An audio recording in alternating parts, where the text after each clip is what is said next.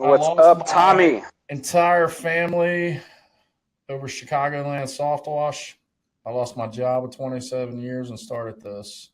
Being called a loser and you will not be successful. Tommy, did you download that app? Get that app, download it. We'll throw him on here and let him tell about this story. Man, I think honestly, dude, we are probably going to learn more than most people, man, because I love stories like that, man. I love life's kicking your butt. Like, dude, I lost my job, I lost my wife, I don't have nothing, but yet I'm gonna come back. I'm gonna bounce. I love those stories, man. I don't. The worst story I hate with a passion is the victim. Oh, poor me. Oh, you don't know. Like, shut up, dude. I don't want to hear all that crap, man. Just go cry on your mama's shoulder, dude. Exactly. Like, I love people like this, man, that are like, hey, dude, I was told I was a loser, lost everything, and started Chicagoland Power Washing. I'm sorry if I screwed that up, Tuna. But, man, let's bring them on. Heck yeah. So have we seen anything? Guys, get that app, download it. Let's get you on here so we can have some fun. We're gonna take it to probably about 4:35, maybe 4:40 if we get some interaction. If not, we'll cut it. You guys will know to get that app downloaded. I can tell you this. Talking off of Tommy's comment there, I was in the mortgage business when I was young, probably 22, 23 when I started in the mortgage business, making crazy money. And hearing from outside influences that were friends, family, people that you trust and you count on, that you can't do that. It's impossible to do what you're doing, but I was doing it, you know? And so understanding what you went through to pull yourself up out of that, man. We want to hear this. We want to understand the pain, because the pain is going to build you up to create greatness. To be able to overcome that, put you on that sphere to be someone great. Yeah, man, that's what builds your character and your faith and your what's that other word for character, man? What am I? Fortitude. Character. That's a good one. Yeah. What do you? I always love the build character. Always hearing someone tell you that when you're down and out, it builds character. Never understood it, and then finally it started to resonate. Character is built when the worst things are happening in your life and you're still able to move on, you know, still able to take that next step, still able to get up the next day, still able to do what's necessary when the worst stuff is happening. And that's amazing. So he's downloading his app. I think Charles has said trying to get the app. Man, my fault, guys. We probably should have had y'all download it beforehand. But hey, if you want to be on next week, download it today. So next week comes around, you're ready to go. You can just say, hey, man, put me on. I already got the Be Live app. I'm ready to go. And we'll go, man, because, hey, next week, it's going to be a good one, dude. Next week is going to be why you suck and who you're surrounding yourself with, the environment you put yourself in. I think this, man, that the first show was about the root, like maybe your parents sucked, maybe you were taught some stuff, being brutally honest with yourself. Today is about the mindset. Maybe you had great life. Maybe your parents were great. Maybe you have a great mindset. Maybe what's holding you back is just the simple environment that you're in. Maybe what's holding you back from living your dreams is who you're hanging around. And next week we'll talk more about that. Just a little tidbit, I'll give away a little bit, but the law of association says you are the average of the 5 people you hang around. So think about that as we go into next week, man. Think about who you're hanging around, and I'm not going to spill any more beans, man. It's going to be a good one. But dude, maybe your life is great, maybe your mindset's great, but you just probably need to look around. So if that's you, join us next week as we talk about that environment. And man, this has helped me, man. I'm not gonna lie. I'm already been influenced by this. So this is great, man. I'm glad we did this.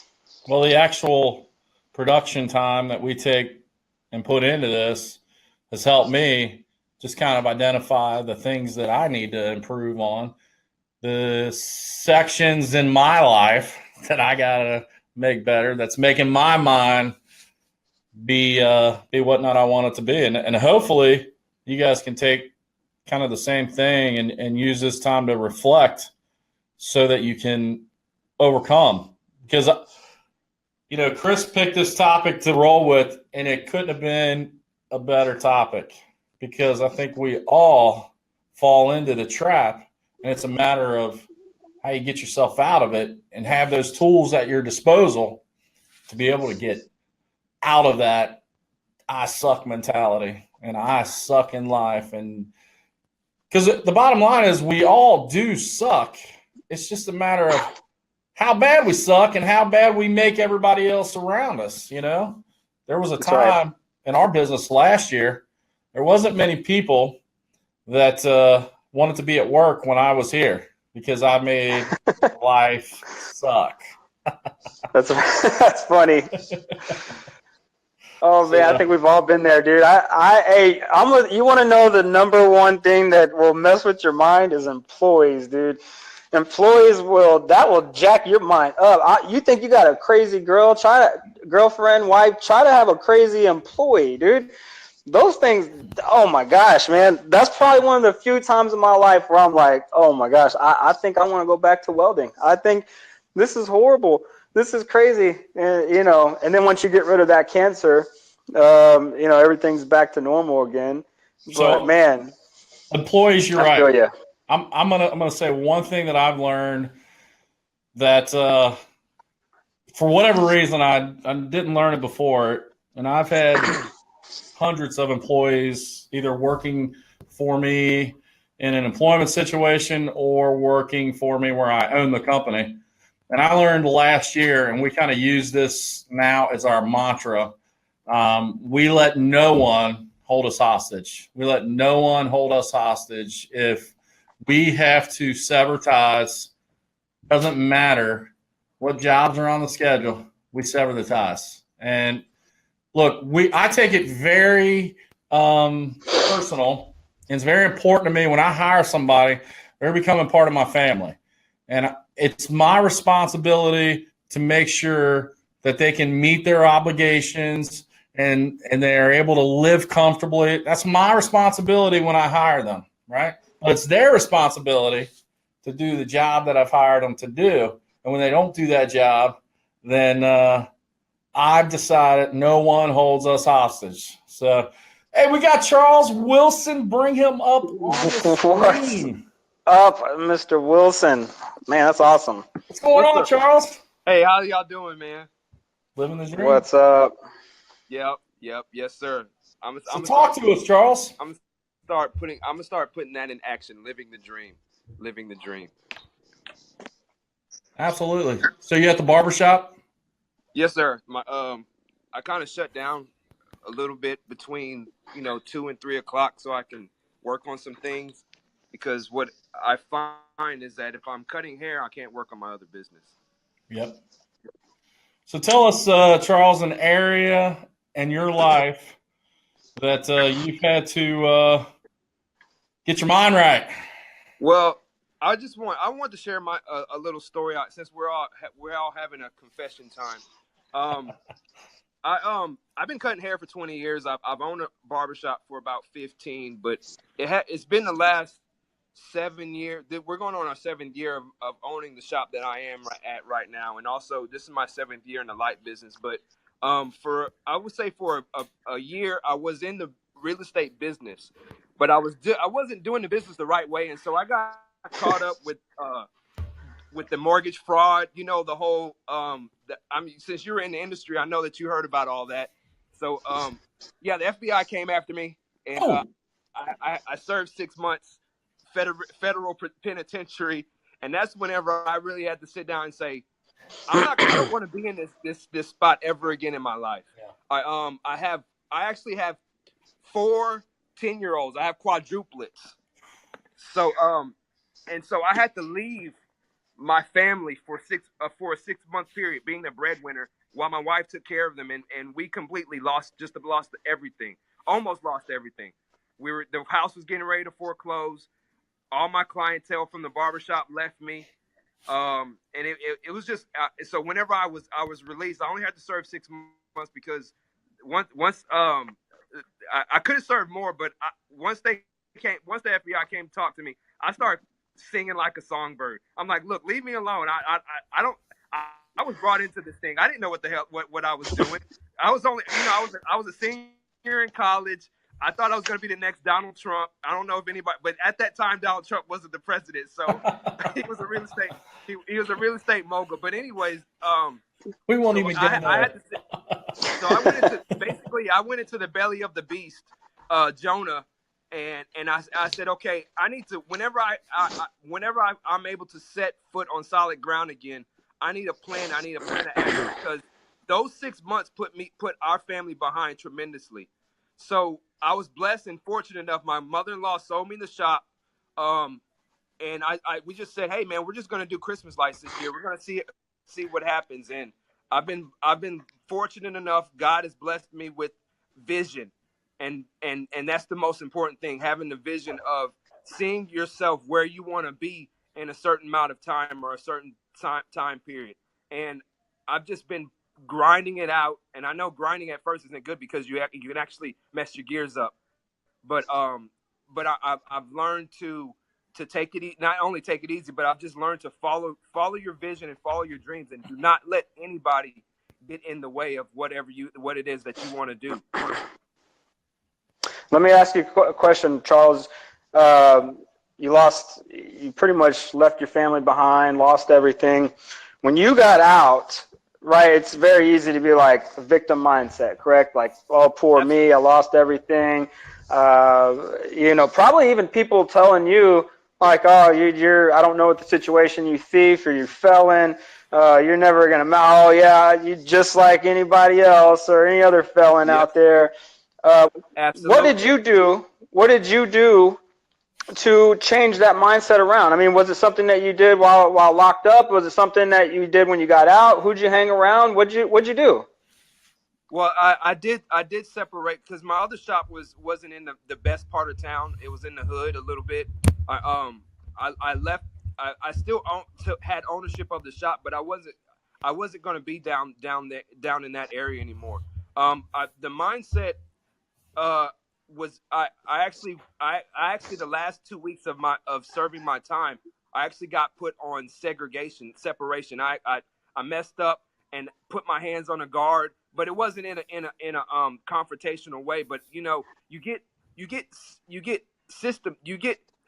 put into institutionalized, and I got too comfortable with the guards, and so I actually had to go into segregation. And for those 2 weeks, I was separated, and that during that time, I did absolutely nothing but fast and think about and jot down what it is that I wanted to do whenever I got out. So that was the time that I was actually able to focus on the mindset and changing my mind, because throughout the 6-month period, you start getting into the routine of it's an entire new life, a whole different system in there, and you get and you get wrapped up in doing things like that. You get wrapped up hanging out with people and doing shady deals and stuff like that, because there's nothing else to do but time, and so you do things to keep yourself entertained.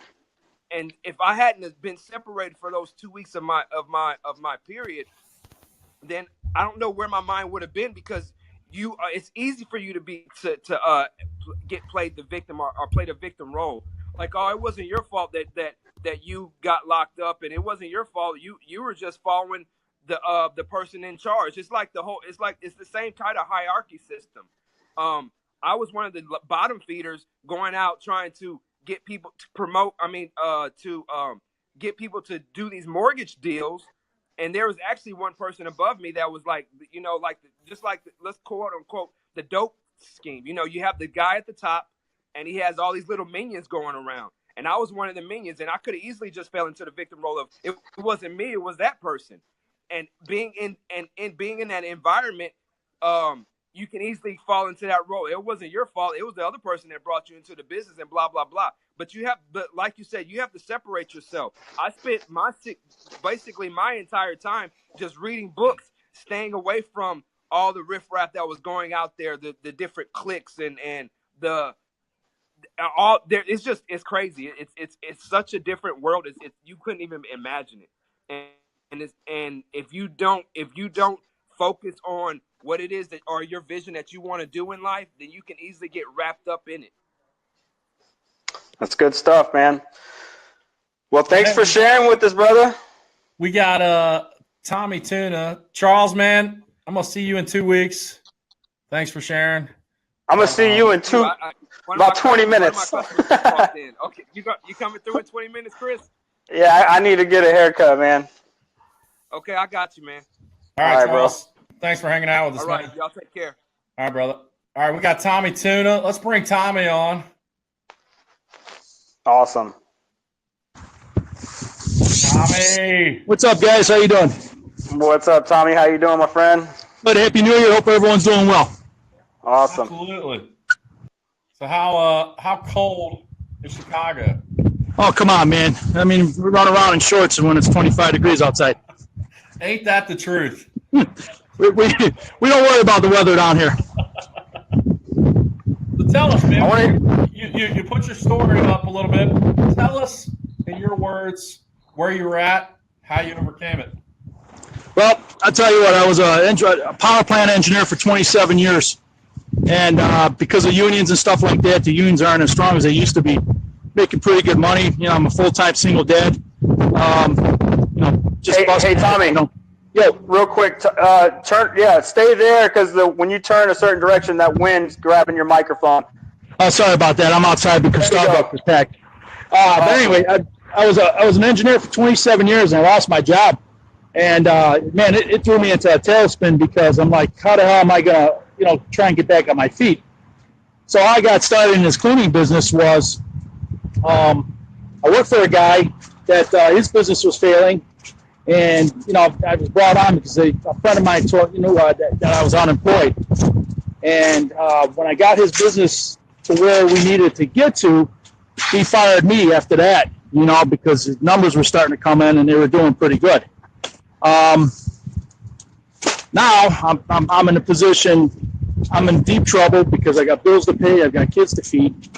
And unfortunately, I couldn't keep my place anymore.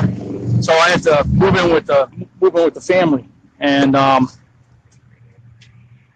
hold on one second, there's people here. And my family only gave me 2 months to get back on my feet. Well, you guys know that's pretty damn hard to do. You don't have much. And so I started Chicagoland Soft Wash, and basically what they wanted was I should go work a job for $10 or $15 an hour.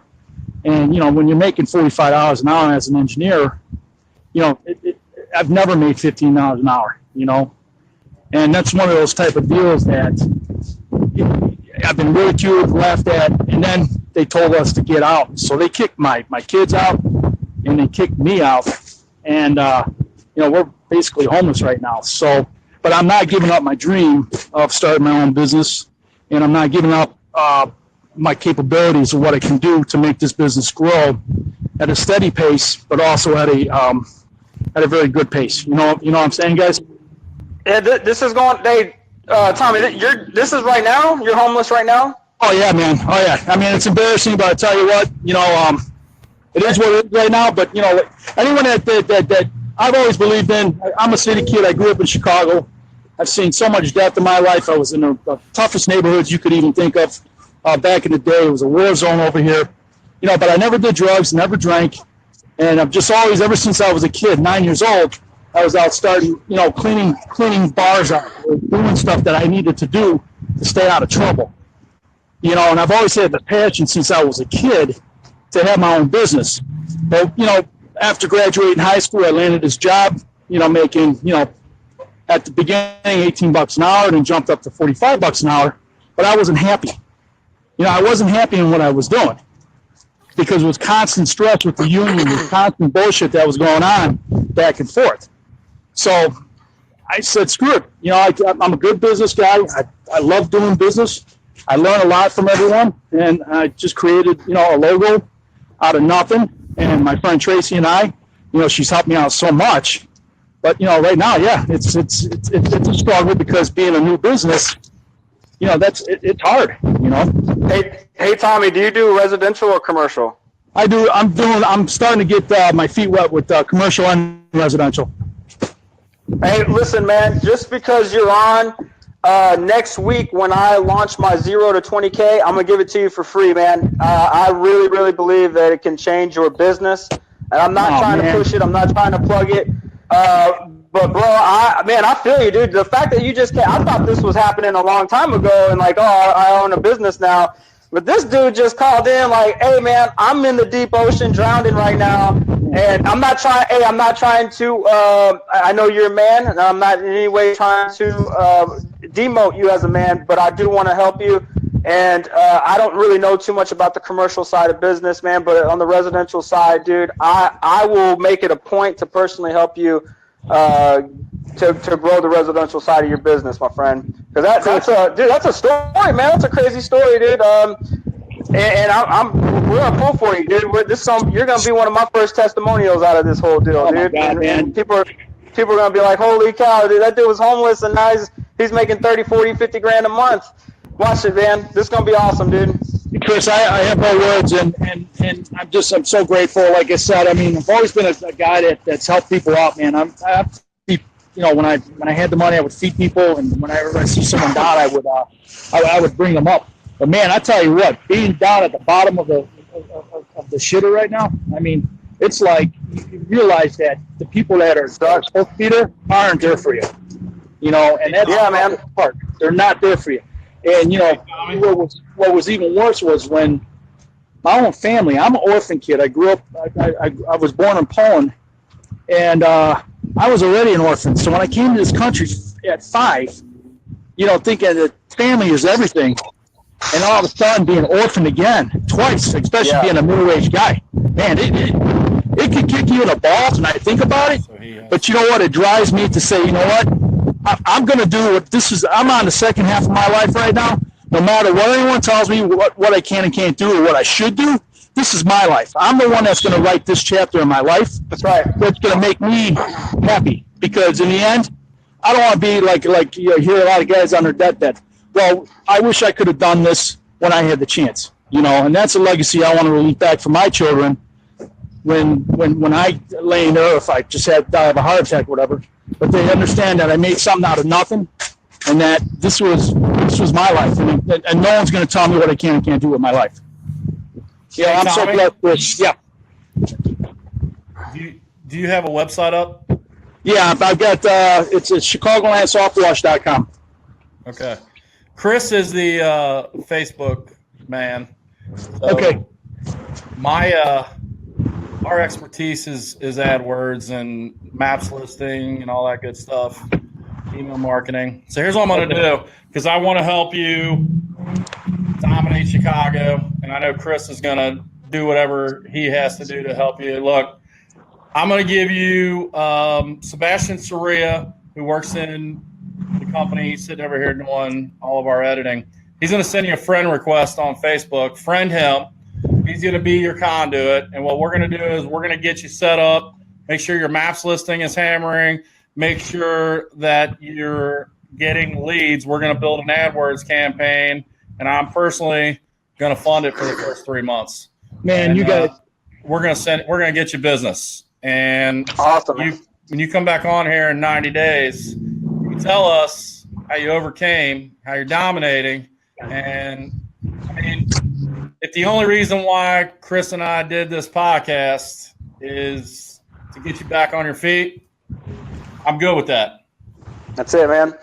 Well, awesome. Hey, thank you so much, Tommy, man, for joining us, dude. We really appreciate you sharing the story with us, dude. Thank you so much. Man, you guys don't, and I think, man, I have no words to say other than, you know, I want to start tearing up, but there's a lot of guys here. Don't say nothing, man. Hey, all we ask is you put in the work, bro. If you put in the work, you're gonna be successful, man. So we're gonna put in the work, and also what I'm gonna do is we're gonna pay it forward. So anyone else that's in these groups and stuff like that, again, just I'm gonna pay it forward too. And whatever you guys need, no matter what, I'm definitely gonna help you guys out. So, All right, man. And I'm so grateful, and I thank God, and man, I'm gonna start crying. So, All right, Tommy.